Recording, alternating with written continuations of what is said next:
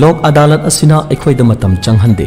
sel chu changhande loina court laidiba chayanaba case amasong court yoroktriba case bu yamna laiba mong loishanaduna wakhalgi awaba kauthokhanbata natana tangdu laitana laihalli masigi sumathakta isa isana apamagi matungina lok adalana yasanarba case asi makhatana mari leinaba court amatada appeal chatpa yararoi masidi taseng ba final oiraba wayelni Lok adalat asida karam ba casing puthokpa yabage court yoroktriba amadi hojik court sathariba pending casing bank marilenaba bank recovery casing negotiable instrument act ki makhada laiba casing domestic violence family court laiba khainaba nataba matrimonial casing child custody ga marilenaba casing electricity water bill labor land acquisition service matter revenue casing motor accident ka marilenaba casing civil amadi criminal compoundable casing asi maru oina lok adalat puthokpa yai hairibasing asigi maramda hen akupa marul khangbinabagidamak district legal services authority thaubalgi front office ta ngasi mak lengsan biro natragana aikhogi helpline number 60099 04965 amuktanga hanna 60099 04965 hairiba number sida ngasi mak tanabiyo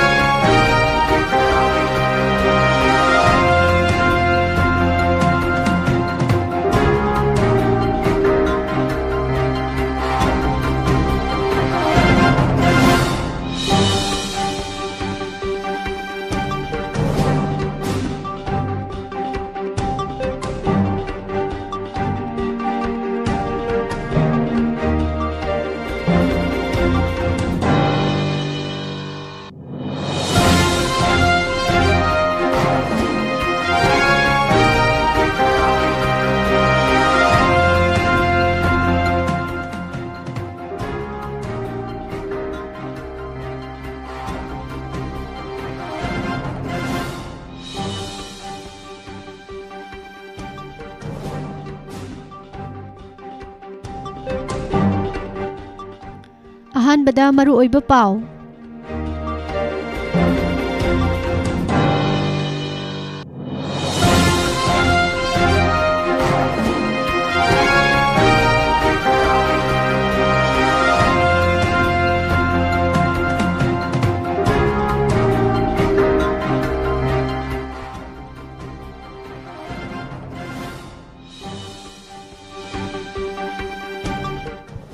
Lalon basing na lepning ba maman lepli lekang na yeng laga lady aching man yawte na lupa tara mari piramba check amagi maman lupa kun yawkre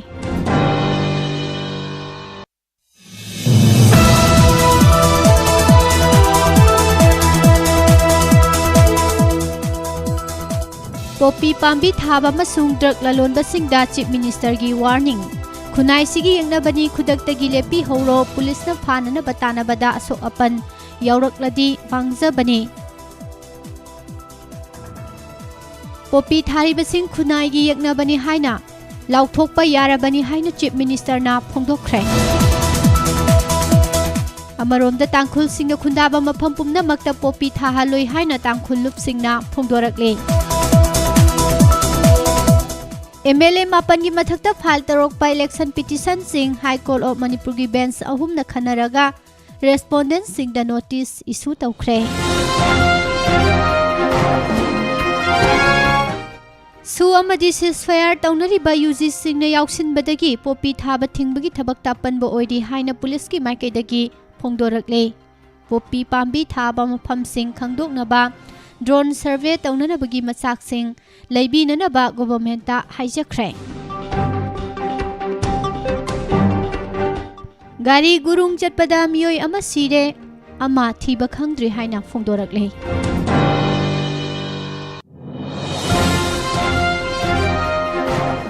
election petition ꯊꯥꯕꯒꯤ ꯃꯇꯝ ꯁꯥꯡꯗꯣꯛꯄꯤꯅꯅꯕ appeal ꯇꯧꯔꯛꯂꯦ꯫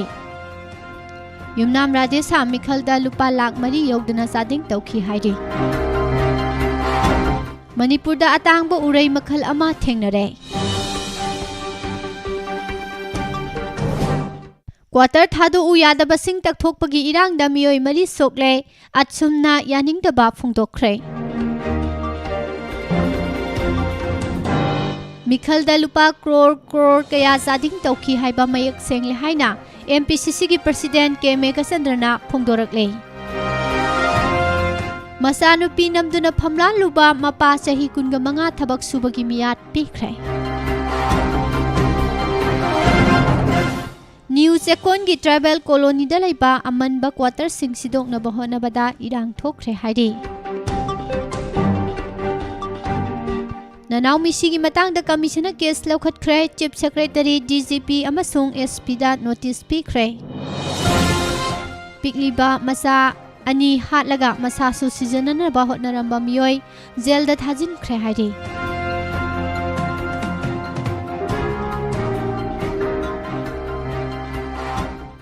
ꯒꯥꯔꯤ ꯍꯨꯔꯥꯟꯕ ꯑꯃ ꯐꯥꯔꯦ, ꯒꯥꯔꯤ 4ꯁꯨ ꯐꯪꯂꯦ, ꯑꯃꯗꯤ ꯌꯥꯡꯈꯨꯂꯦꯟꯕꯨ heritage village ꯑꯣꯏꯍꯟꯅꯕ ꯁꯦꯟꯇꯔꯗ ꯇꯛꯁꯤꯜꯂꯒꯅꯤ ꯍꯥꯏꯅ ꯆꯤꯞ ꯃꯤꯅꯤꯁꯇꯔꯅ ꯐꯣꯡꯗꯣꯛꯈ꯭ꯔꯦ꯫ ꯈꯨꯔꯨꯝꯖꯔꯤ, ꯃꯣꯔꯅꯤꯡ ꯅ꯭ꯌꯨꯁ ꯄꯦꯄꯔ ꯔꯤꯗꯤꯡ ꯇꯥꯕꯤꯔꯤꯕꯁꯤꯡꯕꯨ ꯄꯨꯁꯄꯥꯔꯥꯅꯤ ꯂꯥꯏꯁ꯭ꯔꯝꯅ ꯇꯔꯥꯝꯅ ꯑꯣꯛꯆꯔꯤ꯫ ꯉꯁꯤ ꯀꯥꯂꯦꯟꯒꯤ 9ꯅꯤ ꯄꯥꯟꯕ ꯏꯪ 2022 ꯃꯦꯒꯤ ꯇꯥꯔꯤꯛ 10 ꯂꯩꯕꯥꯛꯄꯣꯛꯄ ꯅꯨꯃꯤꯠ ꯑꯁꯤꯒꯤ ꯃꯔꯨꯑꯣꯏꯕ ꯄꯥꯎꯁꯤꯡ ꯃꯤꯌꯥꯝꯗ ꯄꯤꯖꯔꯤ꯫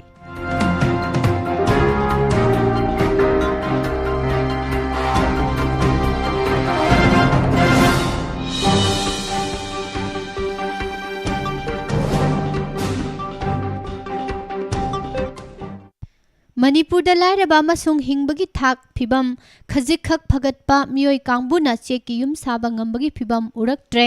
ꯁꯨꯞꯅꯒꯤ ꯆꯦꯛ ꯑꯃꯒꯤ ꯃꯃꯜ ꯍꯥꯟꯅ ꯂꯨꯄꯥ 14 ꯔꯣꯝꯇꯃꯛ ꯄꯤꯔꯝꯕ ꯑꯗꯨ ꯍꯧꯖꯤꯛ ꯂꯨꯄꯥ 10 ꯄꯤꯈ꯭ꯔꯦ꯫ ꯄꯣꯠꯀꯤ ꯃꯃꯜ ꯂꯂꯣꯟꯕꯁꯤꯡꯅ ꯂꯦꯞꯂꯦ, ꯑꯗꯨꯒ ꯃꯅꯤꯄꯨꯔ ꯂꯩꯉꯥꯛꯅ ꯌꯦꯡꯗꯨꯅ ꯂꯩꯔꯦ꯫ ꯑꯣꯜ ꯃꯅꯤꯄꯨꯔ ꯕ꯭ꯔꯤꯛ ꯏꯟꯗꯁꯇ꯭ꯔꯤꯁ ꯑꯦꯁꯣꯁꯤꯌꯦꯁꯟꯅ ꯑꯈꯟꯅꯕ ꯄꯥꯎꯆꯦ ꯈꯔꯗ ꯑꯦꯗꯚꯔꯇꯤꯖꯃꯦꯟꯠ ꯇꯧꯔꯛꯄꯒꯤ ꯃꯇꯨꯡ ꯏꯟꯅ ꯐꯥꯔꯁꯠ ꯀ꯭ꯂꯥꯁꯀꯤ ꯆꯦꯛ ꯑꯃꯒꯤ ꯃꯃꯜ ꯂꯨꯄꯥ 10, ꯁꯦꯀꯦꯟꯗ ꯀ꯭ꯂꯥꯁꯀꯤ ꯆꯦꯛꯀꯤ ꯃꯃꯜꯅ ꯑꯃꯗ ꯂꯨꯄꯥ 19, ꯐꯥꯔꯁꯠ ꯀ꯭ꯂꯥꯁ ꯔꯤꯖꯦꯛꯀꯤ ꯃꯃꯜ ꯆꯦꯛ ꯑꯃꯗ ꯂꯨꯄꯥ 18, ꯄꯦꯇꯤ ꯆꯦꯛ ꯑꯃꯒꯤ ꯃꯃꯜ ꯂꯨꯄꯥ 13, ꯖꯃꯥꯠ A ꯑꯃꯒꯤ ꯃꯃꯜ ꯂꯨꯄꯥ 13 ꯄꯩꯁꯥ 50, ꯖꯃꯥꯠ Bꯒꯤ ꯆꯦꯛ ꯑꯃꯒꯤ ꯃꯃꯜ ꯂꯨꯄꯥ 15, ꯖꯃꯥꯠ ꯑꯄꯣꯝꯕ C ꯑꯃꯒꯤ ममल लुपा 18, थर्ड क्लास की चेक अमगी ममल लुपा 19, ब्रोकन कंक्रीट चेक 407 की ट्रक अमगी ममल लुपा 9,900, ब्रोकन कंक्रीट DI लोड अमगी ममल लुपा 3,600 योलगनी हाइरे। हाइरिबा ममल सिंग असि गारीदा पुथोक पुसिन तौबगी ममल हाप्त्री। किलोमीटर 10 फाउबगी अरापदा लैबा मफम सिंगदा चेक 3,000 चनबा ट्रक अमगी असिंगमल लुपा 4,400 लौरगने। चेक 1,400 हापा 407 की मिनी ट्रक अमा वाइबदना लुपा 2,200 अमसुंग चेक 1,000 हापा DI अमा वाइबगी ममलना लुपा 1,100 लौगनी हाइरे।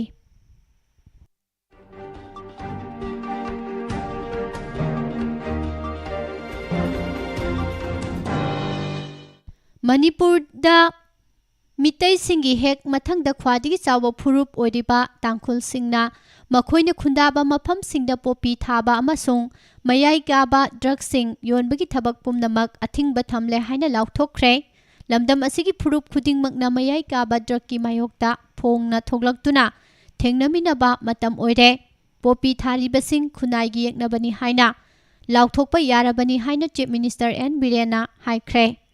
चीफ सेक्रेटरीट पांथोकपा पाउगी मिफमदा चीफ मिनिस्टर ना हाई मणिपुरदा मयाई काबा ड्रग सिंगी मायोक्ता संगसिलक्लिबा लांजंग असि माई पाक्तबा यादबनी। लांजंग असि चंगसिनबा मतमदा मियाम पुमनमक्की मतेंग याउदना लैंगाक खक्तना माई पाकपा ngamloi। ड्रग की मायोक्ता चिंगी मियाम थोगलक्ले ꯂꯩꯀꯥꯏ ꯂꯩꯀꯥꯏꯒꯤ ꯃꯤꯌꯥꯝꯅ ꯃꯈꯣꯏꯒꯤ ꯂꯩꯀꯥꯏꯗ ꯗ꯭ꯔꯒ ꯌꯣꯟꯕ ꯌꯥꯔꯔꯣꯏ ꯍꯥꯏꯅ ꯈꯣꯜꯂꯥꯎ ꯂꯥꯎꯅꯕ ꯃꯇꯝ ꯑꯣꯏꯔꯦ꯫ ꯍꯧꯖꯤꯛ ꯁ꯭ꯇꯦꯠ ꯑꯁꯤꯗ ꯗ꯭ꯔꯒ ꯑꯦꯗꯤꯛꯁꯤꯡ ꯃꯁꯤꯡ ꯈꯪꯗꯅ ꯍꯦꯟꯒꯠꯂꯛꯄ ꯃꯤꯌꯥꯝꯅ ꯈꯪꯅꯔꯕꯅꯤ꯫ ꯇꯝꯄꯥꯛꯀꯤ ꯀꯔꯝꯕ ꯃꯐꯝꯗ ꯗ꯭ꯔꯒ ꯂꯂꯣꯟꯕ ꯀꯌꯥꯝ ꯂꯩꯕꯒꯦ ꯍꯥꯏꯕ ꯈꯪꯅꯔꯕ ꯉꯥꯛꯇꯅꯤ꯫ ꯃꯈꯣꯏꯅ ꯗ꯭ꯔꯒ ꯌꯣꯟꯕꯒꯤ ꯊꯕꯛ ꯇꯧꯔꯤꯕ ꯑꯁꯤ ꯇꯣꯛꯄꯤꯌꯨ, ꯄꯨꯂꯤꯁꯅ ꯐꯥꯅꯅꯕ ꯇꯥꯟꯅꯕꯗ, ꯆꯦꯟꯕ ꯆꯣꯡꯕꯗ, ꯐꯠꯇ ꯅꯨꯡꯗ ꯊꯣꯛꯂꯛꯄꯗ ꯃꯗꯨ ꯃꯥꯡꯖꯕ ꯂꯥꯛꯀꯅꯤ꯫ ꯂꯝꯗꯝ ꯑꯁꯤꯒꯤ ꯂꯩꯍꯥꯎꯗꯒꯤ ꯄꯣꯄꯤ ꯊꯥꯕ ꯇꯣꯛꯍꯟꯅꯅꯕ ꯍꯣꯠꯅꯕꯗ ꯇꯥꯡꯈꯨꯜꯁꯤꯡꯅ ꯂꯧꯔꯤꯕ ꯈꯣꯡꯊꯥꯡ ꯑꯁꯤ ꯊꯥꯒꯠꯂꯤ꯫ ꯄꯣꯄꯤ ꯊꯥꯔꯤꯕꯁꯤꯡ ꯑꯁꯤ ꯈꯨꯟꯅꯥꯏ ꯑꯁꯤꯒꯤ ꯌꯦꯛꯅꯕꯅꯤ ꯍꯥꯏꯅ ꯂꯥꯎꯊꯣꯛꯄ ꯌꯥꯔꯕꯅꯤ꯫ ꯅꯤꯡꯊꯧ ꯄꯥꯜꯂꯤꯉꯩꯗ ꯑꯣꯏꯔꯕꯗꯤ ꯁꯥꯊꯤꯕ ꯆꯩꯔꯥꯛ ꯐꯪꯂꯝꯒꯅꯤ꯫ ꯗꯦꯃꯣꯀ꯭ꯔꯦꯁꯤ ꯆꯠꯂꯝꯕꯒꯤ ꯇꯧꯕꯅꯤ, ꯑꯗꯨꯕꯨ ꯑꯁꯤꯒꯨꯝꯕ ꯃꯤꯑꯣꯏꯁꯤꯡꯒꯤ ꯃꯊꯛꯇ ꯑꯀꯟꯕ ꯊꯕꯛ ꯂꯧꯈꯠꯄ ꯍꯧꯔꯦ꯫ ꯗ꯭ꯔꯒꯀꯤ ꯀꯦꯁꯇ ꯆꯦꯟꯅꯕꯁꯤꯡ ꯆꯍꯤ 14 ꯀꯩꯁꯨꯝꯁꯪꯗ ꯊꯝꯕ ꯍꯧꯔꯕꯅꯤ꯫ ꯗ꯭ꯔꯒꯀꯤ ꯀꯦꯁꯀ ꯃꯔꯤ ꯂꯩꯅꯅ ꯐꯥꯔꯕ ꯃꯤꯑꯣꯏ ꯑꯗꯨ ꯆꯍꯤ 1 2 ꯐꯥꯎꯕ ꯀꯩꯁꯨꯝꯁꯪꯗ ꯊꯝꯅꯕꯒꯤ ꯂꯣ ꯁꯦꯝꯂꯕꯅꯤ꯫ ꯇꯥꯡꯈꯨꯜ ꯃꯤꯌꯥꯝꯅ ꯃꯦ 5ꯗ ꯄꯥꯡꯊꯣꯛꯈꯤꯕ ꯑꯄꯨꯟꯕ ꯃꯤꯐꯝꯅ ꯂꯧꯈꯤꯕ ꯋꯥꯔꯦꯞ ꯑꯃꯗ ꯄꯣꯄꯤ ꯊꯥꯕꯗ ꯕꯥꯏꯑꯣꯗꯥꯏꯕꯔꯁꯤꯇꯤꯗ ꯆꯥꯎꯅ ꯀꯥꯏꯊꯍꯜꯂꯤ꯫ ꯃꯁꯤꯅ ꯂꯩꯕꯥꯛ ꯂꯩꯍꯥꯎ ꯑꯃꯁꯨꯡ ꯏꯁꯤꯡꯕꯨ ꯀꯦꯃꯤꯀꯦꯜ ꯌꯥꯟꯁꯤꯜꯍꯟꯗꯨꯅ ꯃꯤꯑꯣꯏꯕꯒꯤ ꯍꯛꯆꯥꯡ ꯁꯣꯛꯅꯤꯡꯉꯥꯏ ꯑꯣꯏꯍꯜꯂꯤ꯫ ꯄꯣꯄꯤ ꯊꯥꯕ ꯃꯐꯝꯁꯤꯡꯗ ꯄꯣꯄꯤ ꯐꯅꯅꯕ ꯍꯣꯠꯅꯕꯗ ꯑꯀꯟꯕ ꯀꯦꯃꯤꯀꯦꯜꯁꯤꯡ ꯁꯤꯖꯤꯟꯅꯕ, ꯊꯨꯝ ꯍꯥꯞꯆꯤꯟꯕꯅꯆꯤꯡꯕ ꯇꯧꯗꯨꯅ ꯂꯩꯕꯥꯛ ꯂꯩꯍꯥꯎꯁꯤꯡ ꯁꯣꯛꯆꯤꯟꯈꯤꯕꯗꯒꯤ ꯃꯈꯥ ꯇꯥꯅ ꯎ ꯄꯥꯝꯕꯤ ꯍꯧꯕ ꯉꯝꯗꯕꯅ ꯎꯃꯪ ꯑꯃꯨꯛ ꯁꯦꯝꯒꯠꯄ ꯌꯥꯍꯟꯗꯦ꯫ ꯂꯣꯏꯅꯅ ꯈꯨꯟꯅꯥꯏ ꯑꯁꯤꯕꯨ ꯃꯔꯨ ꯐꯪꯅ ꯃꯨꯠꯊꯠꯅꯅꯕ ꯍꯣꯠꯅꯔꯤꯕ ꯃꯌꯥꯏ ꯀꯥꯕ ꯗ꯭ꯔꯒꯁꯤꯡꯒꯤ ꯃꯥꯌꯣꯛꯇ ꯂꯦꯞꯅꯅꯕ ꯂꯧꯔꯛꯂꯤꯕ ꯋꯥꯔꯦꯞꯁꯤꯡꯕꯨ ꯆꯤꯐ ꯃꯤꯅꯤꯁꯇꯔꯅ ꯊꯥꯒꯠꯄ ꯐꯣꯡꯗꯣꯛꯈꯤ꯫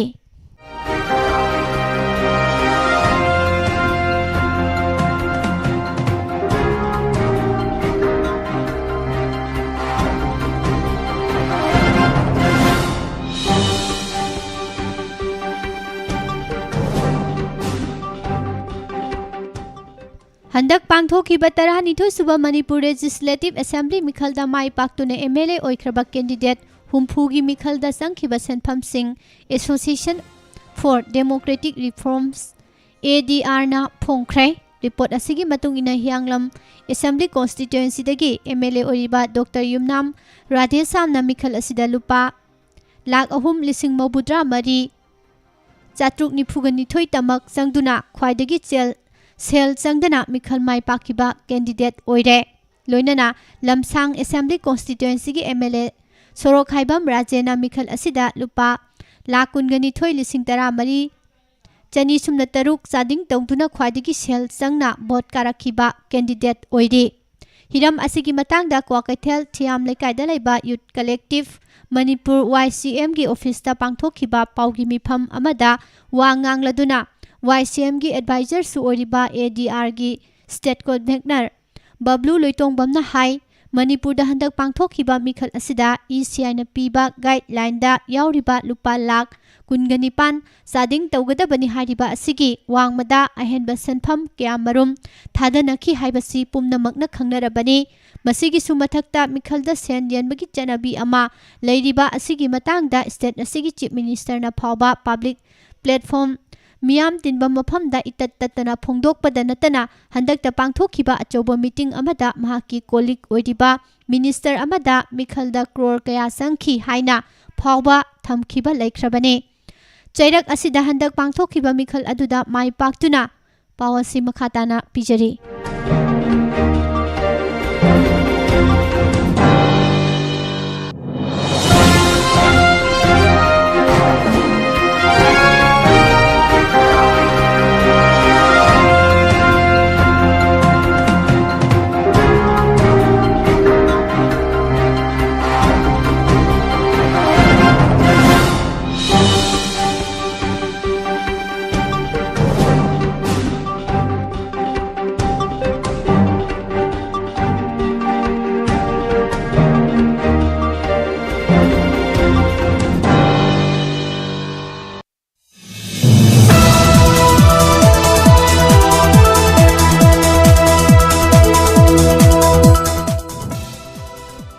MLA ꯑꯣꯏꯈ꯭ꯔꯕ ꯃꯤꯑꯣꯏꯁꯤꯡꯒꯤ ꯏꯂꯦꯛꯁꯟ ꯑꯦꯛꯁꯄꯦꯟꯗꯤꯆꯔ ꯔꯤꯄꯣꯔꯠ ꯏꯂꯦꯛꯁꯟ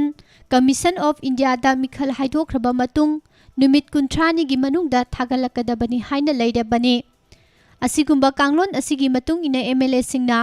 ꯃꯈꯣꯏꯒꯤ election expenditure-sing adu ECI da thagalakhibaga loinana hairiba report-sing asi ADR na khomjiduna ngarang New Delhi da phongkhibane MLA-sing asina ECI da thagalakliba election expenditure asiga mikhalda tasengna chatkhiba senpham aduga kayamuk yamna khetnaramgadage haibasi miyamna kupna nainabiyu asigumba miyamgi mamangda phongna namthak tawribasi aikhoina adumak makha tana yaduna leigadawribra haibasi khanthabagi matam yaure hairi handak pangthokiba mikhal aduda Indian National Congress ki oina sangchata candidate amamamna lupa lakh 15 ga lising 34 chading tawki Bharatiya Janata Party ki oina candidate singna sangchata lupa lakh 13 ga lising 58 Kuki People's Alliance ki oina lupa lakh 16 ga lising 19 Janata Dal United ki oina lupa lakh 12 ga lising 45 Naga People's Front ki oina lupa lakh 10 ga lising 73 National People's Party ki oina lupa lakh 9 ga lising 19 amasung Independent Candidate sing oina sangchata lupa lakh 8 ga lising 13 oikhi Report asigi matung ina Chief Minister Nongthombam Birena handaki mikhal aduda lupa lakh 15 chading tawki hanagi Chief Minister Okram Ibobina lupa lakh 10 chading tawki Kaisamthong ACG MLA Sapam Nisikantana lupa lakh 9 ga lising 19 chading tawki hairi asumna MLA singna pikhalakliba election expenditure sing asi numit 30 gi manungda pikhatkadaba oiba amasung affidavit sing adu ECI na mahaki official website ta thagatpada matam thintaba kaya leiba maramna election petition file tawbada khudong chadaba mayoknari maramdi election petition asi mikhal haidokhiba numit adudagi numit 95 ni gi manungda thagalakadaba oiba maramna expenditure report asi nainabagi tanja ningthina phangdri Maram asin Election Commission of Indian amadi mari lainaba authority singna hiram asida mityang changbiduna election petition thaba yabagi matam asi kharaga hena sangdok pinanaba YCM gi maikaidagi appeal tawrakle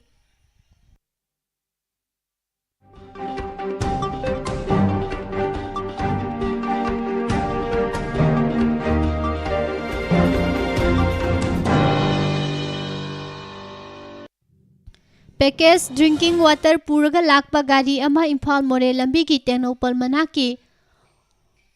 Kongkhang village mayada gurung chatpada miyoi ama sire amana thiba phangdana laidi thokdok asi ngarang ayuk pung 11 rom taba matamda thokhibani accident thokraba gari asi Tata Intra registration number AS25 BG 83822 ni Gari asida driver yauna miyoi ahum tonglakpani hairi gari adu lokha da tasinduna accident thokpada gari adu da tonglakpa miyoi ahumgi manungda ama sire amana thiba phangdana lairi aduga amana sokpadagi laikanari laikhidraba amadi thiba phangdana lairiba miyoi ani asigi masak maming khangba ngamdri sokpadagi laikanakraba miyoi asi haingangdagi laisram loken chahi humfu apokpa laikhidraba Kulachandrani hairi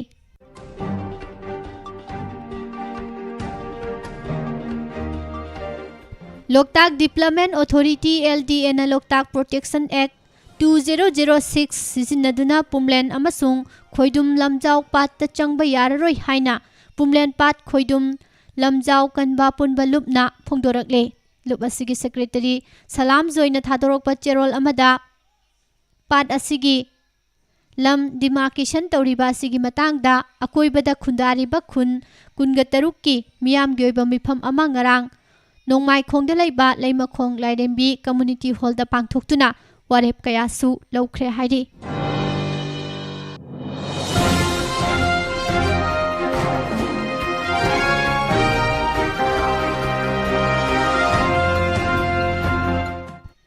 Biswasi butterfly orchids hairaga khangnaba mayai oirap chawba atangba urei makhal ama India da ahan boina Manipur gi Urkhul district da thengnare agency dagi phangba pau asina hai lei makhal asi Burma Thailand amadi China khakta da phangi haina panaba atangba makhal gi urei amane ꯍꯥꯏꯔꯤꯕ ꯎꯔꯩ ꯃꯈꯜ ꯑꯁꯤꯒꯤ photo ꯗꯦꯜꯂꯤꯗ ꯕꯦꯁ ꯇꯧꯕ ꯗ flower of India ꯍꯥꯏꯅ ꯃꯤꯡꯊꯣꯟꯕ website ꯑꯃꯗ ꯊꯥꯒꯠꯂꯛꯈꯤꯕꯅꯤ꯫ ꯍꯥꯏꯔꯤꯕ website ꯑꯁꯤꯒꯤ team ꯑꯃꯅ ꯂꯩꯕꯥꯛ ꯑꯁꯤꯒꯤ ꯃꯐꯝ ꯁꯤꯟꯕ ꯊꯨꯡꯅ ꯆꯠꯇꯨꯅ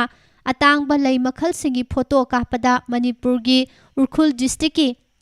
ꯀꯥꯡꯈꯨꯏ ꯑꯦꯔꯤꯌꯥꯗ ꯍꯥꯏꯔꯤꯕ ꯂꯩ ꯃꯈꯜ ꯑꯁꯤ ꯁꯥꯠꯂꯝꯕ ꯊꯦꯡꯅꯔꯛꯄꯅꯤ꯫ ꯎꯈ꯭ꯔꯨꯜ ꯗꯤꯁꯇ꯭ꯔꯤꯛ ꯑꯁꯤꯒꯤ ꯁꯤꯔꯣꯏ ꯆꯤꯡꯗ ꯃꯅꯤꯄꯨꯔ ꯁ꯭ꯇꯦꯠ ꯐ꯭ꯂꯥꯋꯔ ꯑꯣꯏꯔꯤꯕ ꯁꯤꯔꯣꯏ ꯂꯤꯂꯤ ꯑꯁꯤ ꯆꯍꯤ ꯈꯨꯗꯤꯡꯒꯤ ꯃꯦ ꯑꯃꯗꯤ ꯖꯨꯟ ꯊꯥꯗ ꯁꯥꯠꯂꯤꯕꯅꯤ꯫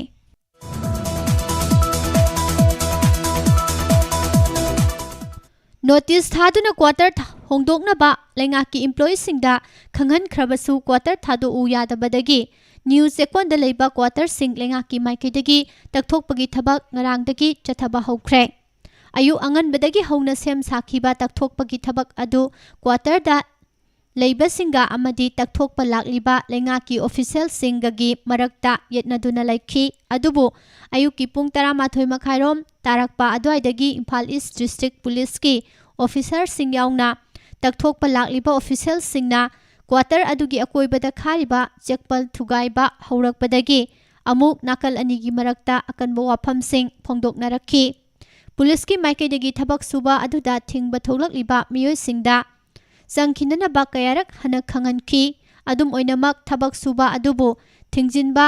ꯊꯣꯛꯂꯛꯂꯤꯕ ꯀ꯭ꯋꯥꯇꯔꯁꯤꯡ ꯑꯗꯨꯗ ꯂꯩꯕ ꯃꯤꯑꯣꯏꯁꯤꯡꯅ ꯑꯌꯦꯠꯄ ꯄꯤꯗꯨꯅ ꯂꯩꯕꯗꯒꯤ ꯄꯨꯂꯤꯁꯀꯤ ꯀꯥꯡꯕꯨ ꯑꯗꯨꯅ ꯇꯤꯌꯔ ꯒ꯭ꯌꯥꯁ ꯑꯃꯗꯤ ꯁ꯭ꯃꯣꯛ ꯕꯣꯝ ꯀꯌꯥ ꯀꯥꯞꯇꯨꯅ ꯇꯟꯈꯥꯏꯈꯤ ꯍꯥꯏꯔꯤ꯫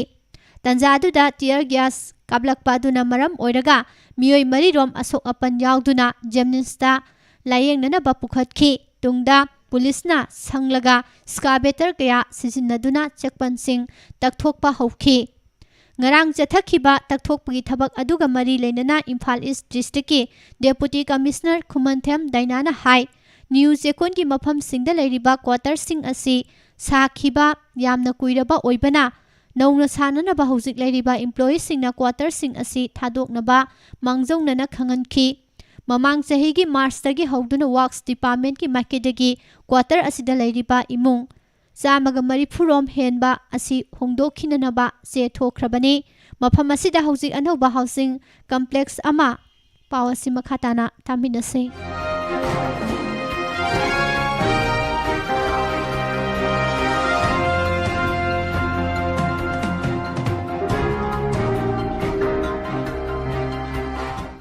ꯁꯥꯒꯠꯅꯕ ꯍꯣꯠꯅꯔꯤꯕꯅꯤ꯫ ꯃꯐꯝ ꯑꯁꯤꯗ ꯂꯩꯁꯤꯜꯂꯤꯕ ꯃꯤꯑꯣꯏꯁꯤꯡ ꯑꯁꯤ ꯏꯂꯤꯒꯦꯟ ꯑꯣꯏꯔꯦ꯫ PWDꯒꯤ ꯕꯤꯜꯗꯤꯡ ꯗꯤꯚꯤꯖꯟꯅꯁꯨ ꯀ꯭ꯋꯥꯇꯔꯁꯤꯡ ꯑꯁꯤ ꯍꯣꯡꯗꯣꯛꯂꯣ ꯍꯥꯏꯅ ꯍꯟꯖꯤꯟ ꯍꯟꯖꯤꯟꯅ ꯆꯦ ꯊꯥꯈꯤꯕꯁꯨ ꯂꯩꯔꯦ꯫ ꯀ꯭ꯋꯥꯇꯔꯁꯤꯡ ꯑꯁꯤꯗ ꯂꯩꯔꯤꯕ ꯏꯝꯄ꯭ꯂꯣꯌꯤ 34ꯅꯗꯤ ꯍꯤꯔꯝꯁꯤꯒ ꯃꯔꯤ ꯂꯩꯅꯅ ꯀꯣꯔꯠꯇ ꯆꯠꯂꯤ ꯍꯥꯏꯕ ꯈꯪꯂꯦ꯫ ꯑꯗꯨꯕꯨ ꯀꯣꯔꯠꯅ ꯀ꯭ꯋꯥꯇꯔ ꯑꯁꯤ ꯍꯣꯡꯗꯣꯛꯀꯅꯨ ꯍꯥꯏꯕ ꯅꯠꯇꯦ꯫ ꯀꯣꯔꯠꯅ ꯀ꯭ꯋꯥꯇꯔ ꯑꯅꯧꯕ ꯃꯍꯨꯠ ꯁꯤꯟꯕ ꯌꯥꯕ ꯑꯃ ꯄꯤꯒꯗꯕꯅꯤ ꯍꯥꯏꯕꯅꯤ꯫ ꯂꯩꯉꯥꯛꯅ ꯃꯈꯣꯏꯒꯤꯗꯃꯛ ꯍꯣꯡꯗꯣꯛꯅꯕ ꯀ꯭ꯋꯥꯇꯔꯁꯤꯡ ꯁꯥꯕꯒꯤ ꯊꯕꯛꯁꯨ ꯆꯠꯊꯔꯤꯕꯅꯤ꯫ ꯃꯐꯝ ꯑꯁꯤꯗ ꯂꯩꯔꯤꯕ ꯀ꯭ꯋꯥꯇꯔ 103ꯒꯤ ꯃꯤꯑꯣꯏꯁꯤꯡꯗꯤ ꯀꯣꯔꯠꯇ ꯆꯠꯄꯁꯨ ꯌꯥꯎꯗꯦ꯫ ꯃꯈꯣꯏꯒꯤ ꯃꯅꯨꯡꯗ ꯈꯔꯗꯤ ꯑꯇꯣꯞꯄ ꯃꯐꯝꯗ ꯀ꯭ꯋꯥꯇꯔ ꯄꯤꯈꯤꯕꯁꯨ ꯂꯩꯔꯦ꯫ ꯍꯧꯖꯤꯛ ꯂꯩꯔꯤꯕ ꯏꯝꯄ꯭ꯂꯣꯌꯤꯁꯤꯡ ꯑꯁꯤꯅ ꯀ꯭ꯋꯥꯇꯔ ꯊꯥꯗꯣꯛꯂꯕꯁꯨ ꯃꯈꯣꯏꯒꯤ ꯍꯥꯎꯁ ꯔꯦꯟꯠ ꯑꯦꯂꯥꯎꯋꯦꯟꯁ ꯂꯩꯉꯥꯛꯅ ꯄꯤꯒꯗꯧꯔꯤꯕꯅꯤ꯫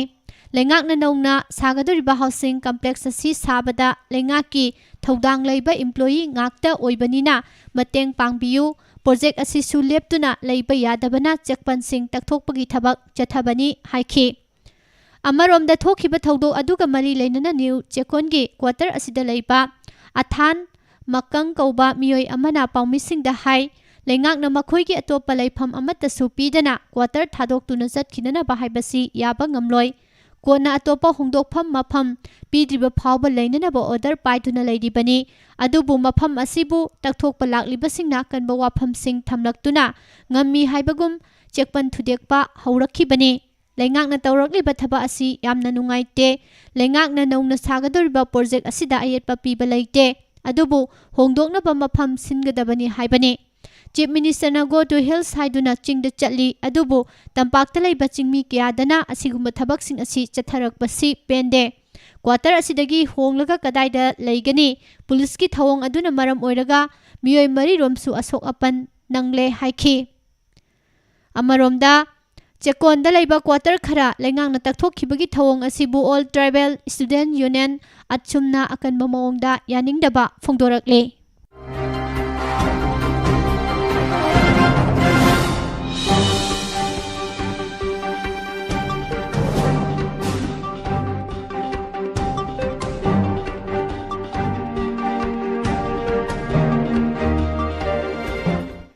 Churachandpur district ki mafam amadagi class 3 khaktamak karibi chahi nauribi masanupibu namduna phamlan luba mapa kotna chahi kunga manga jail da lainanaba amati lupa lakh manga lising kunthra manga file oina thinanaba su khangankre. Special Judge Pokso Churachandpur gi Special Judge and Kirti Sanna ngarang pikhiba puwari oihoragadaba yathang asina hai Churachandpur district ki mafam amadagi miyoi asi Sexual Offence Act Englishing ani tarani thoi ki section 3 ki makhada chahi kunga manga jail da lainanaba amadi file oina lising kunga manga kota pikhalakadabani loinana miyoi asi Protection of Children from Sexual Offence Act 2012 ki section 10 ki makhada su sahi taret jail da laibaga loinana file oina lupa lising tara manga kota pikhalakadabani hairi.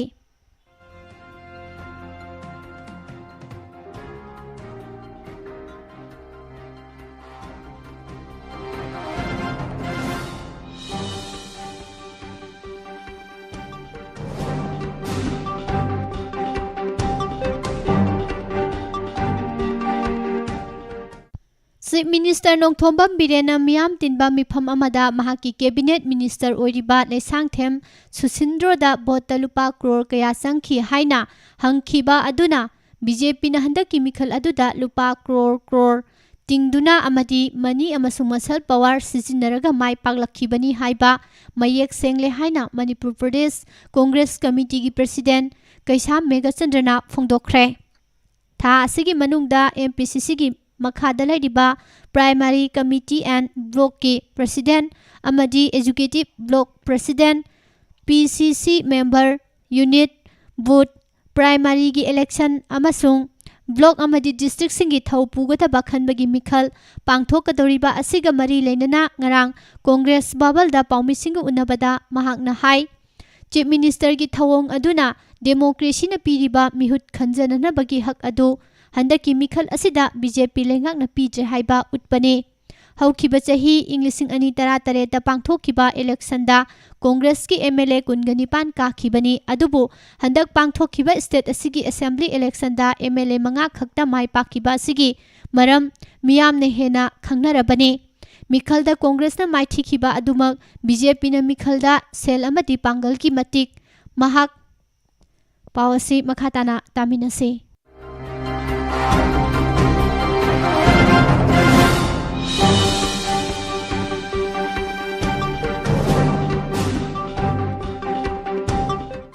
Lana sizinakhibanani mikhal manungda BJP na aranba thawong kaya sathakhiba mani amadi masal power sizinaduna voter singda kihan khanganbata natana vote capture phawba tawkhi loinana BJP na mikhal asida absolute majority phangduna lengak semkhraba matung makhoina tawjakhiba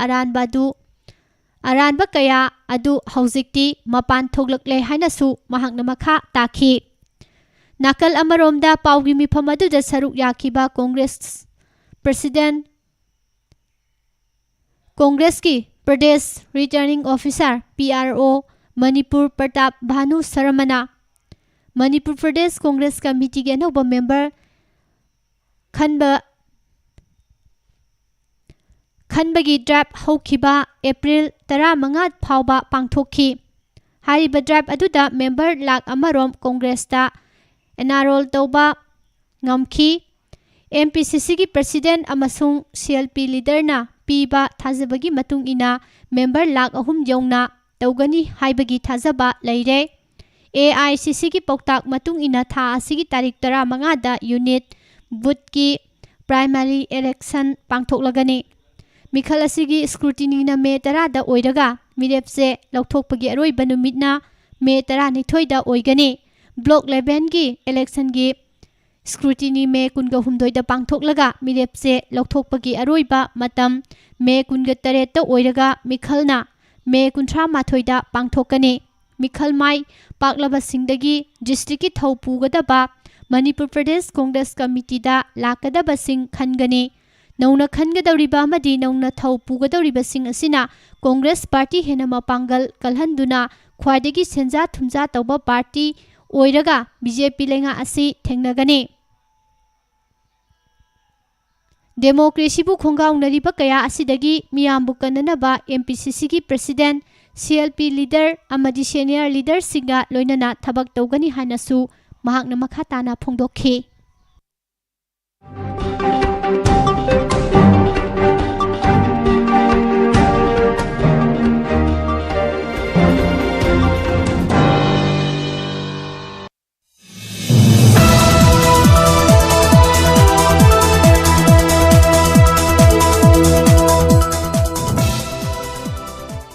सेनापति district की मनुंग चना लरिबा Jamie फुरुपना खुंदारिबा यांगखुलेन village असी तुंगकोइना मसागी सक्तम योखतुना थंबा ngamnanabagidama heritage village ओइना खुदक्ता लाउथोकनबा centre दा तक्सिलगनी हाइना chief minister नोथोंबा बिरेना फोंदोखरे। वाफम असी ngarang chief minister N Biren बु Zeme Naga council की मिजेंग मखादा जेमी लिटरेचर सोसाइटी न सिंदुना यांगखुलेन विलेज दा ओकपगी थौरम अमदा फोंदोखिबने। थौरम असिदा वांगांगलदुना चीफ मिनिस्टर ना हाई यांगखुलेन खुलसी अहान बोइना उबदा यामना अंगकपा फावबता नतना खुलसी की फजबा असि मिपुंग खुदिंगमक्की पुकनिंग सुमहन इंगाइने। यांगखुलेन अमदी बेंद्रा मई खुलगी अकोइबदा लैरिबा उमंग वामंगसिंग असि निंगथीना योखतुना थमलंबा असिदा यामनमक अपेनबा फावी। मसिगिदमक रिवार्ड ओइना ग्रीन मणिपुर मिशन की मखादा फुटबॉल ग्राउंड अमा मफम चाबा अमा येंगलगा सारगने। खुलसिगी सौखत थौरांगीदमक अमदी मैहौरोलदगी लेरकलिबा सक्तम असि कन्ननबगीदमक स्टेट आर्कियोलॉजी डिपार्टमेंटगी एक्सपर्टसिंग थारक्तुना सेंबा साबगी थबकसु पाइखतलगने। ममांगदा लेंगांगना यांगखुलेन असिबु सेमगत सागनबा लुपा करोड़ 3 की सेनफम काइथखिबा लैख्रबनी। अदुबु मफम असिदा निंगथीना सेमगत सागतपगी खुदम उदे। मरम असिना थादखिबा सेनफमसिंग अदुगी मरिक चुम्बा डिटेल रिपोर्ट अथुबा मतमदा डेप्यूटी कमिश्नरना पिखलकदबनी। मसिदा सेलाना सिजनरंबा मियोय अमता लेमना थारोय हाइखी।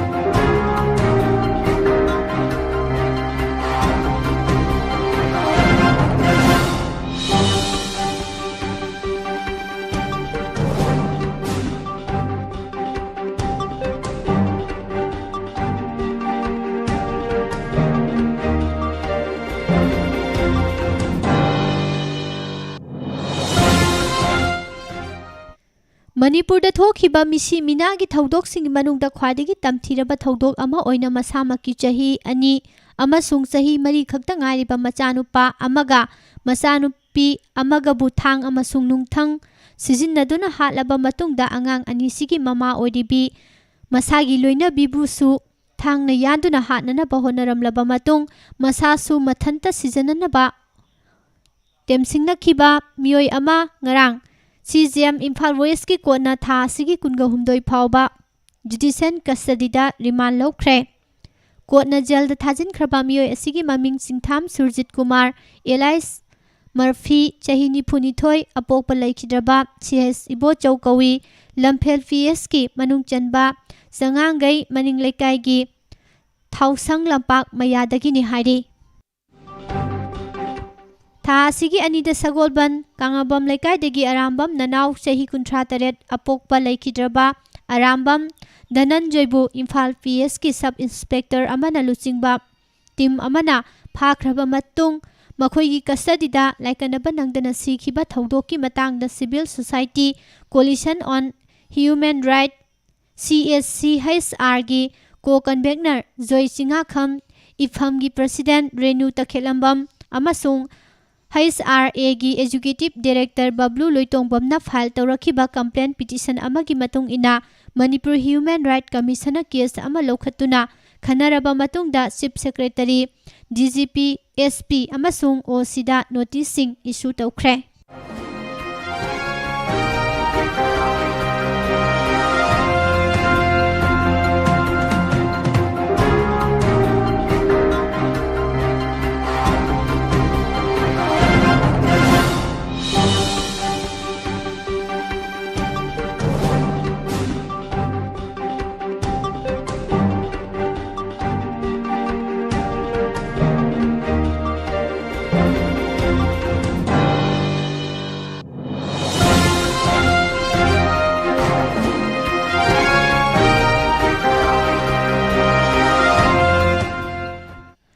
ayu anganbada Irbung PS na konba kongba khetri lekai club amagi mayada New Zekon Nongpok Ingkholdagi hijam Santi Kishore sahi nipuni apokpa laikhidraba hais ingen jawkoba miyoi ama siduna leiramle mahak matau karamna siramlibano haibagi chapchaba maramsing khangba ngamdre.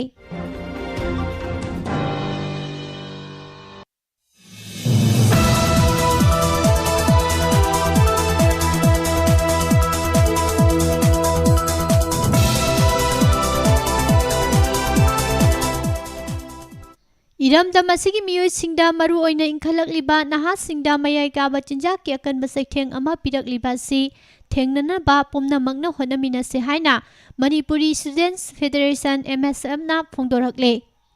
MSF ki Assistant Publicity Secretary Mutum Nongdamba Maitaina thadorakpa cherol amada MSF na masi ngakthoknaba pambai ama oina amadi asangba khunai ama oinana bagi pandamda Kumza Englishing ani kungi October 10 da aikhoi mayai kaba drug thadoklasi a drug user prevention campaign haiba campaign ama haudoktuna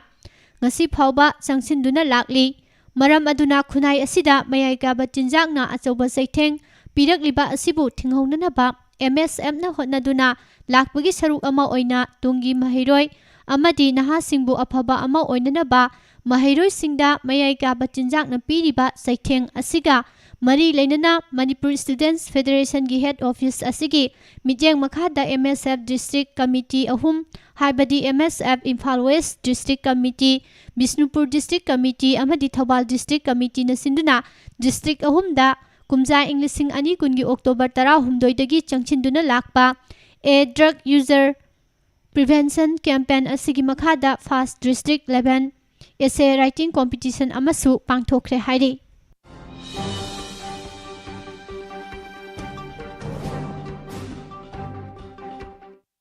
Salai gi chairman amadi managing director oiramba Samarjitna tharakhiba anticipatory bail ama session judge Imphal West ki kotna dispose tawkhre.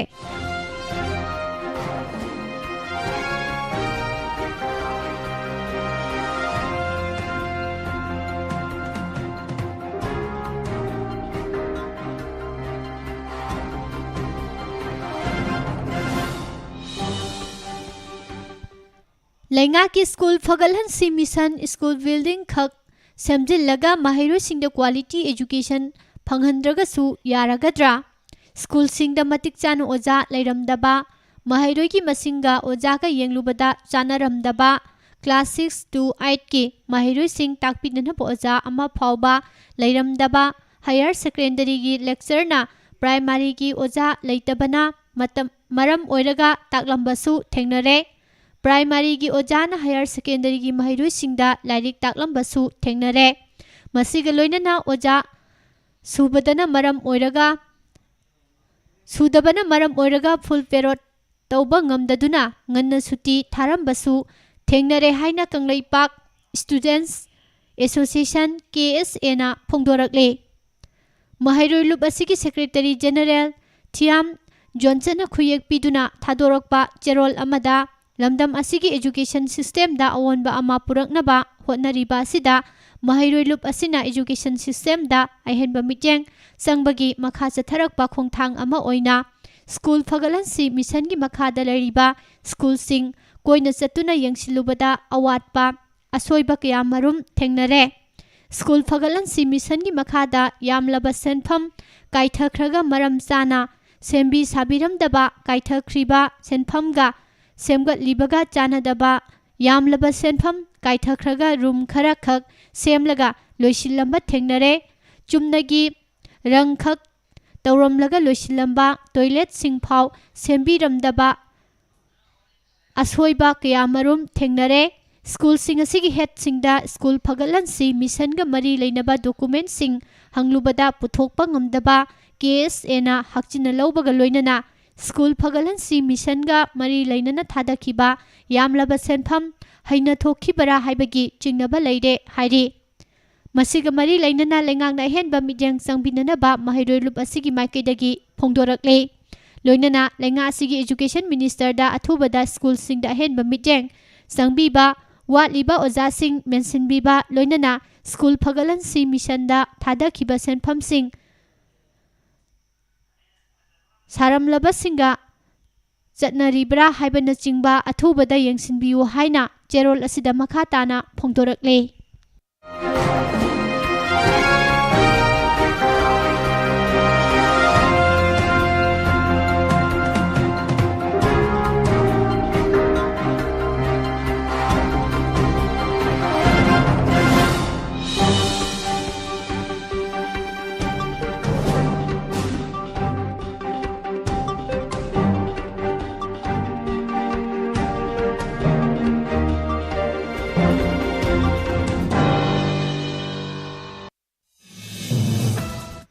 All Manipur Working Journalists Union Amjuna Sinduna numit mangani gi khongsatta state asigi nupi paumishing oiba Sikkim tour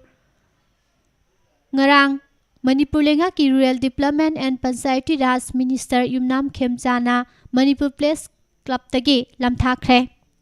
tour lamthakiba asiga mari leinana Minister Khemchana hai Amjuna Sinduna lamdam asigi nupi journalist khaktagi oiba numit mangani gi Sikkim tour asi nupi paumisingi oinadi exposure gi tanja amani haina lawi khongchat asigi charu ama oina Sikkim gi journalist sing amasung Indian Journalists Union gi mihut unaduna interact tawnagadoriba sisu afaba khongthang amani haikhi khongchat lamthaba aduga mari leinana amju gi president Wakhemcha samjaina hai union asina sinduna union asigi bona fide member oiriba nupi journalist sing gi oiba numit mangani gi Sikkim khongchat asi chinbane awang nongpok state singda Manipurna haithoi singthoiba nupi journalist masing yamna leiba state oiri nupi da ahenba power pipoina amjuna tour asi chinabane khongchat asi gi saru ama oina Sikkim Journalist Union gi member sing unaduna interact tawgani loinana Sikkim lengang na paikhaliba chawkhat thorang gi thabak sing chaliba paumising asina yengani Education, Agriculture na chingba sector khuding makta pau loduna state asida khangangani hanasu makhatana phongdokhi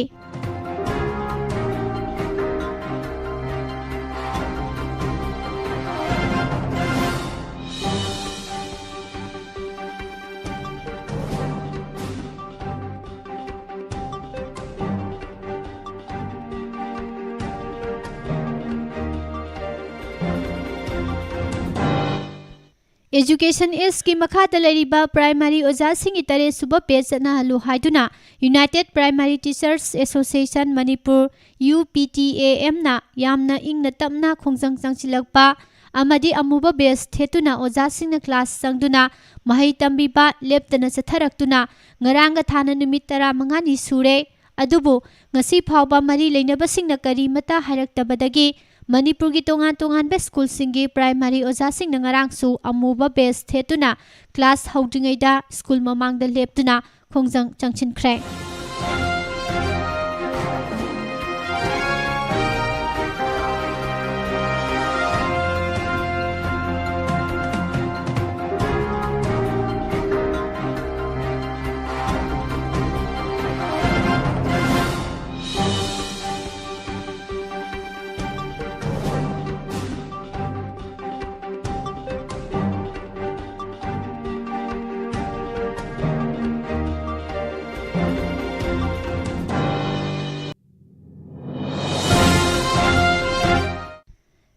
Housing makha tarakpada mapan yoiba pau kharadang pijari Sutra mathematical model puthoktuna COVID pandemic ki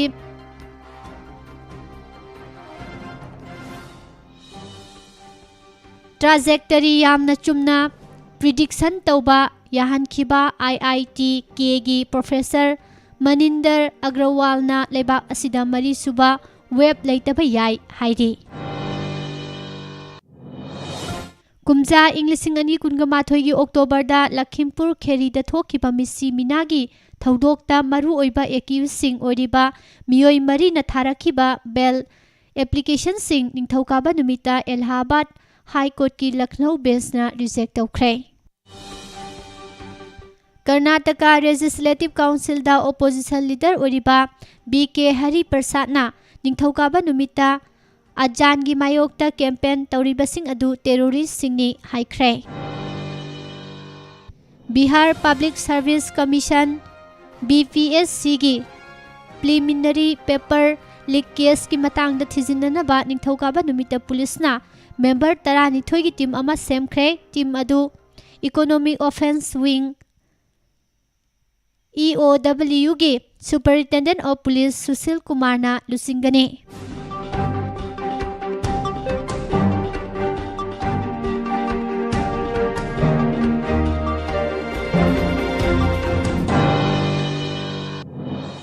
Northeast Frontier Railway NFR gi Railway Protection Force RPF na sahi asigi April thadagi horaga hojik phawbada nupi amadi angang yauna punamiyoi 58 rescue tawba ngamkhre haina NFR gi maikaidagi phongdorakle.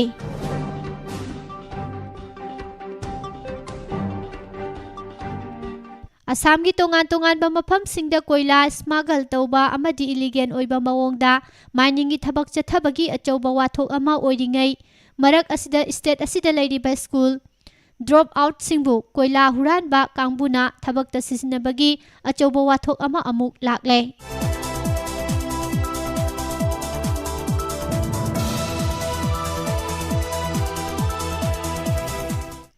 Sri Lanka da anti-government amasung government saugatpa khongjangloy singi marakta khut thoknabada ithat leiba asigi ruling party Sri Lanka Podujana Perumuna SLPP gi parliamentarian ama oiriba Amara Kirthi Athurkola amasung mahaki security officer laikhidre. West Bengi awang amasung mayai thangba saruk singda thokhiba tongan ba thaudok singda Palestinian ani nomaina kaptuna hatkre haina Palestinian amadi Israeli source singna phongdorakle. Abbottabadta miyamgi meeting amada anti-state speech pikhibagidamakta hanagi Prime Minister Imran Khan gi mayokta legal action laukhatlagani haina leiba asigi Prime Minister na phongdorakle. Nomaijing numita US ki First Lady Jill Biden na mangjona na lauthokhiba leitana Ukraine da khanghautana khongchat ama chatuna leiba adugi First Lady Olena Zelensky ga unakhre. Yemen gi lan soknariba site singi marakta yanaduna hojik chatnariba Truski saruk ama oina leiba sigi blockade tawkhraba Red Sea gi hodaida porta gas puba jahaz ama changba yahalle haina Houthi militia na lauthokre. Langoi chalaba Mariupol city da leriba Uzbekistan steel plant dagi ahenba Ukrainian civilian chambaga humudra humdoi hongdokhi baga loinana makhoi kha thangba city Zaporizhzhia da thungkhre hairi. Philippines da anova president ama khanana bagidamakta miyamna ningthokaba numita violence marakta bot thadanakhre. Mikhalga mari leinaba hatna sunabagi thaudoksinda miyoi ahum sikhi amasung atei mapana asok apan nangkhi.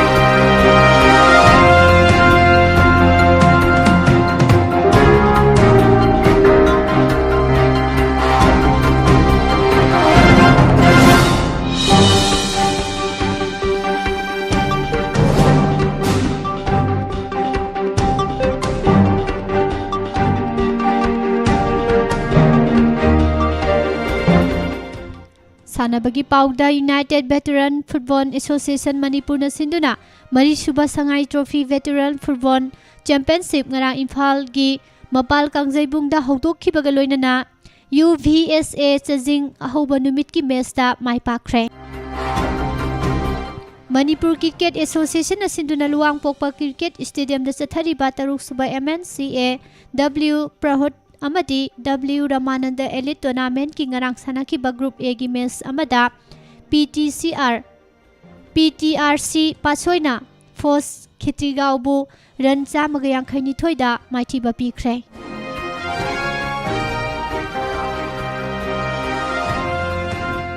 Turkey na yungbu oiduna pangthokpa taranithoi suba IBA Women's World Boxing Championship ki ngarang ahoba numit ki aroiba contest da India ki Tokyo Olympics ki bronze medalist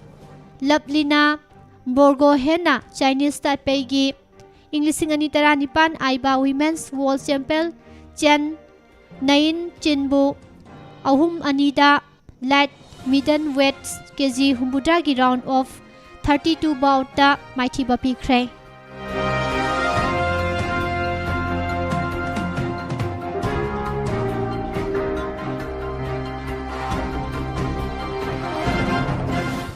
Pasoi Tuliaima Century Club na sinduna Pasoi Part 3 Football Ground da sathariba State Level 9 aside Football Tournament ki ngarang sanakiba quarter final match anida mai paktuna Dress House FC amadi Ratan FC semi final changba ngamkhre. Tentha Khongban Welfare Association na sinduna Tentha Multiplex Ground da sathariba TKWA Trophy Football Tournament ki ngarang sanakiba Group A gi match anida Mami Thawan Pro FC amadi PUBG angtha mai pakre. District Youth Affairs and Sports of Office Imphal West na sinduna Khumbalampak Main Stadium da chathariba district asigi oiba humphuma thoisuba Suproto Mukherjee Football Tournament ki ngarang chahi tara mari makhagi nupa masagi quarter final match sing loisin khibaga loinana team marina semi final gi damak sem saba loikhre. IGR Manipur amadi Nagaland sector CPRF ki lamjing makhada chamaga mapan suba battalion CRPF mungsangkai na sinduna Sai Indoor Stadium da numinini sumna pangthokiba inter GC weightlifting competition da host team oriba chamaga mapan suba battalion na gold ahum silver taruk bronze mari punna medal 12 phangduna winner aduga chamaga humbudra humdoi suba battalion na goal ahum phangduna runners up taba ngamkhre. Neroka FC sangak phamgi sahi gi oiba general body meeting tha asigi tarik 15 gi ayuk pung 10 makhai da laifam khunou mamang laikai da leiba Leitong Sanglen Community Hall da pangthoklagani. Meeting asita Neroka gi general body member sing live member sing amadi Mari Lainabasing na matam sana laktuna saruk yana na ba khangalakli.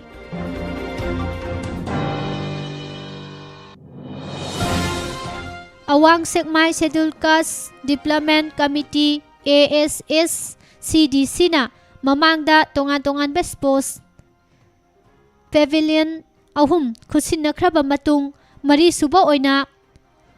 Kauzeng Laima mamang laikai sports Pavilion ngarang committee ki president Khwairakpam Surjamani na miyamda khusinakre.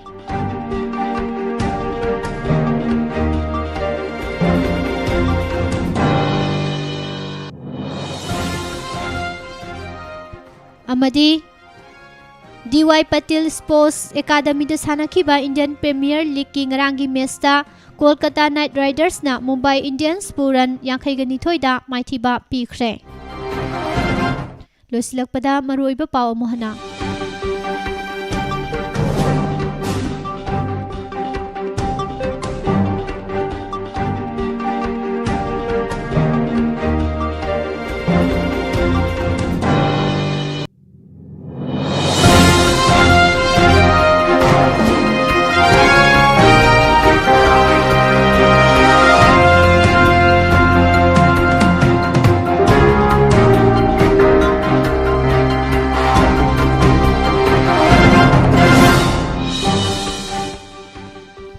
ꯂꯂꯣꯟꯕꯁꯤꯡꯅ ꯂꯦꯞꯅꯤꯡꯕ ꯃꯃꯜ ꯂꯦꯞꯂꯦ ꯂꯩꯉꯥꯛꯅ ꯌꯦꯡꯂꯒ ꯂꯩꯔꯤ ꯑꯆꯤꯡꯃꯟ ꯌꯥꯎꯗꯅ ꯂꯨꯄꯥ 14 ꯄꯤꯔꯝꯕ check ꯑꯃꯒꯤ ꯃꯃꯜ ꯂꯨꯄꯥ 10 ꯌꯧꯈ꯭ꯔꯦ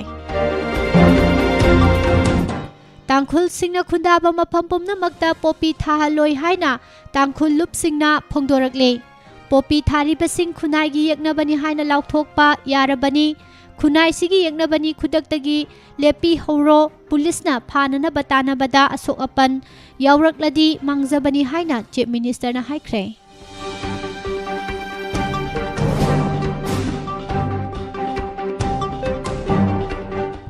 ꯒꯥꯔꯤ ꯒꯨꯔꯨꯡ ꯆꯠꯄꯗ ꯃꯤꯑꯣꯏ ꯑꯃ ꯁꯤꯔꯦ ꯃꯤꯑꯣꯏ ꯑꯃꯅ ꯊꯤꯕ ꯈꯪꯈꯤꯗ꯭ꯔꯦ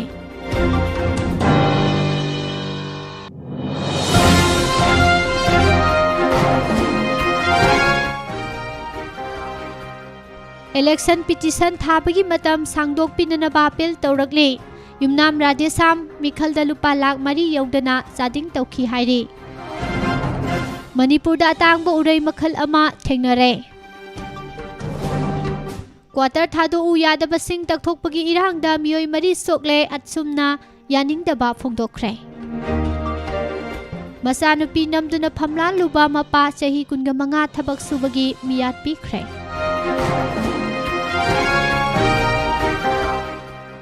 ꯃꯤꯈꯜꯗ ꯂꯨꯄꯥ ꯀ꯭ꯔꯣꯔ ꯆꯥꯗꯤꯡ ꯇꯧꯈꯤ ꯍꯥꯏꯕ ꯃꯌꯦꯛ ꯁꯦꯡꯂꯦ ꯍꯥꯏꯅ MPCCꯒꯤ ꯄ꯭ꯔꯁꯤꯗꯦꯟꯠ ꯀꯦ ꯃꯦꯘꯆꯟꯗ꯭ꯔꯅ ꯐꯣꯡꯗꯣꯔꯛꯂꯤ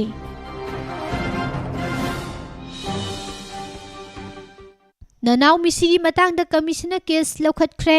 ꯆꯤꯞ ꯁꯦꯀ꯭ꯔꯦꯇꯔꯤ DGP ꯑꯃꯁꯨꯡ SPꯗ ꯅꯣꯇꯤꯁ ꯄꯤꯈ꯭ꯔꯦ